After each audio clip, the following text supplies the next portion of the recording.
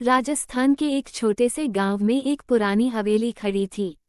ये हवेली गांव के बाहर एक सुनसान जगह पर स्थित थी। लोग कहते थे कि हवेली में किसी का भी जीना मुमकिन नहीं था, क्योंकि वहां रात के समय अजीब अजीब आवाजें आती थीं।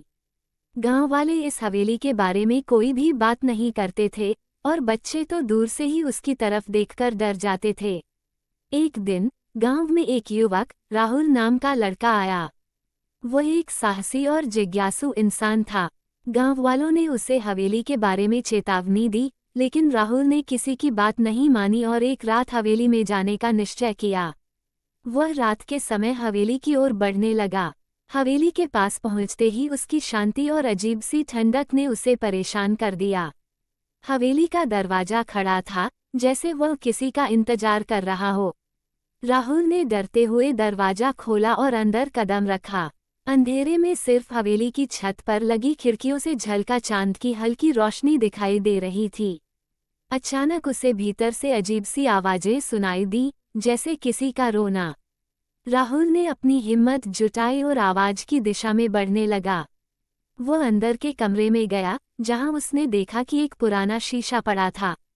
शीशे में एक महिला की छाया दिख रही थी, जो धीरे धीरे उसे देखकर मुस्कुरा रही थी। अचानक वह छाया हवा में गायब हो गई। राहुल का दिल जोर जोर से धड़कने लगा। उसकी आंखों के सामने उस महिला की भूतिया छवि घूम रही थी। वह समझ गया कि हवेली में कुछ तो गड़बड़ है। तभी राहुल के सामने एक बूढ़ी आवाज आई, तुम यहाँ क्या करने आए हो? राहुल ने घबराकर देखा और सामने एक महिला खड़ी थी, जो सफेद साड़ी पहने हुई थी। उसकी आंखों में गहरी उदासी थी। उसने कहा, मैं इस हवेली की मालकिन हूँ। मेरे परिवार ने एक शाप के कारण यहाँ अपार दुख और दर्द भोगा। इस हवेली में जो आता है, वह कभी बाहर नहीं निकल पाता। राहुल ने हिम्मत जुटाई और उससे पूछा, क्या शाप है? महिला बोली, मेरे परिवार को धोखा देकर मेरे पति ने मेरी हत्या कर दी थी।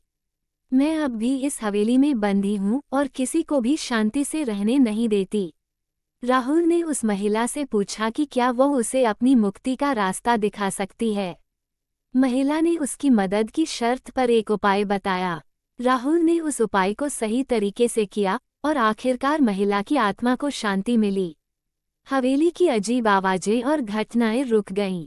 राहुल ने यह अनुभव गांव वालों को बताया और हवेली को छोड़ दिया। इसके बाद गांव में वह हवेली फिर से सामान्य हो गई और लोग बिना डर के वहां से गुजरने लगे।